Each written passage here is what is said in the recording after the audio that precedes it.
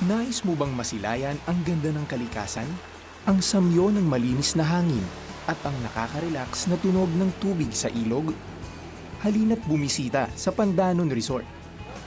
Matatagpuan isang oras lamang mula sa Bacolod City. Maaaninag na ang ganda ng kalikasan. For us kasi, I think the thrust is for us not to destroy nature and just to let it be in its beauty. Isang ilog sa gitna ng mga bundok. Pwedeng maligo at kumain dito. Pero mahigpit na pinangangalagaan ang kalikasan at kagandahan ng Pandanon. Sinadyang dinisenyo ang lugar batay sa natural na landscape ng ilog. The Lord has given us this place. And so, we just want everyone to appreciate what was naturally dealt. Kumbaga, we balance it.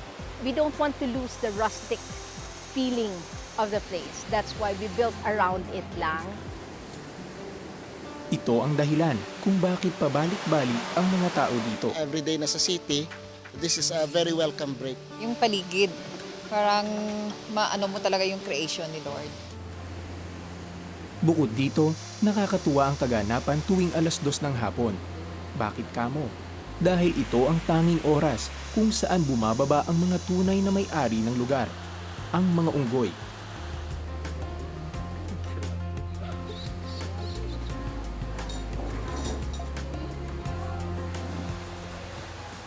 Ang Bacolod, kilala sa masasarap na pagkain, pero lingid sa nakararami. Hitik din ito sa magagandang tanawin.